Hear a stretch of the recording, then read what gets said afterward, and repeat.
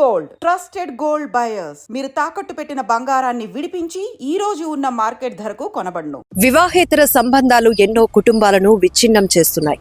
కొందరు ఆత్మహత్యలు చేసుకుంటే మరికొందరు హత్యలు చేసేందుకు కూడా వెనుకాడటం లేదు. అనకాపల్లి జిల్లా మునగపాక మండలం మేజర్ పంచాయతీలో దారుణమైన ఘటన చోటు చేసుకుంది. భార్యాభర్త సరిత రాజ్ కుమార్లు భార్యాభర్తలు. వీళ్ళు మునగపాక మండల పరిధిలో ఉంటున్నారు. అయితే భర్త రాజకుమార్ అచ్యుతాపురంలోని ఓ ప్రైవేట్ కంపెనీలో పనిచేస్తున్నాడు.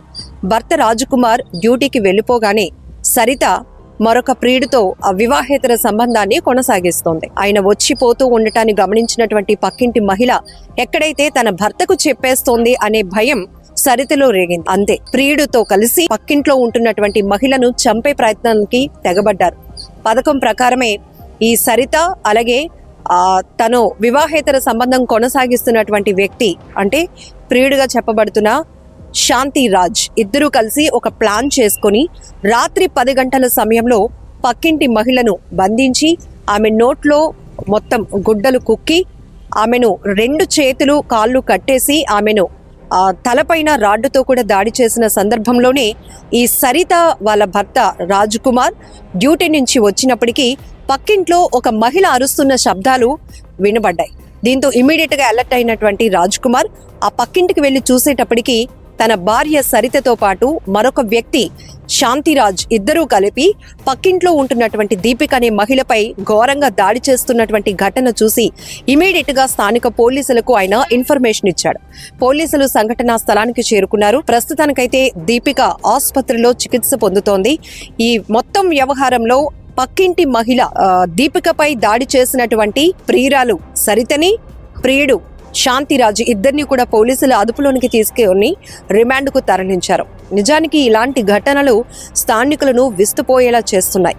ఎందుకంటే వివాహేతర సంబంధాలు ఎంతో మంది సంతోషంగా ముందుకు వెళ్తున్నటువంటి కుటుంబాలను ఛిద్రం చేస్తున్నాయి, విచ్ఛిన్నం చేస్తున్నాయి. ఇలాంటి వివాహేతర సంబంధాల వల్ల భర్తలు భార్యల్ని పిల్లల్ని కూడా దూరం చేసుకునే పరిస్థితులు చూస్తున్నాం.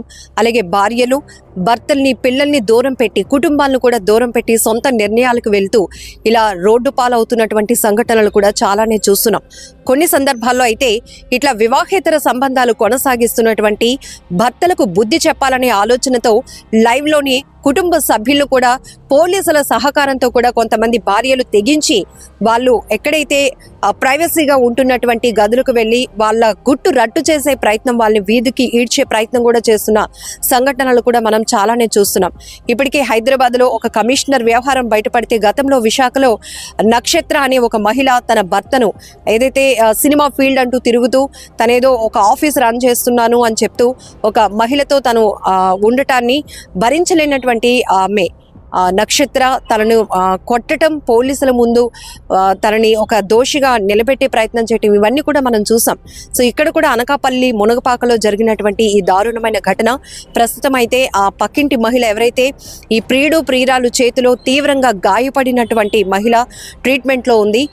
పోలీసులు వీళ్ళిద్దరిని కూడా రిమాండ్కు తరలించారు. ఇక్కడ ఒక్కసారి ఆ భర్త పరిస్థితి ఆలోచిస్తే తన భార్య ఇంకొకరితో వివాహేతర సంబంధాన్ని కొనసాగిస్తోంది అనేది భరించలే విషయం. అయితే ఈ విషయం ఎవరికి తెలిసిపోతుందనో లేకపోతే తనకే తెలిసిపోతుందో అనే ఆలోచనతో పక్కింటి ఒక మహిళ అని కూడా చూడకుండా తను కూడా ఒక మహిళ అనే ఆలోచన కూడా లేకుండా ఇలా స్కెచ్ వేసి ఆమెపై ఇంత దాడికి పాల్పడటం అనేది కూడా అతను జీర్ణించుకోలేని పరిస్థితి.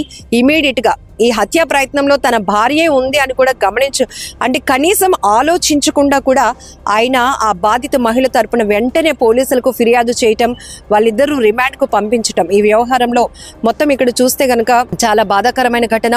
ఇలాంటి ఘటనలు నివాస గృహాల మధ్య జరుగుతూ ఉండటం, స్థానికులు కూడా ఈ ఘటనతో ఒక్కసారిగా షాక్ గురైనటువంటి పరిస్థితి. కెమెరా పర్సన్ శేఖర్తో లక్ష్మి, ఐ డ్రీమ్, వైజాగ్.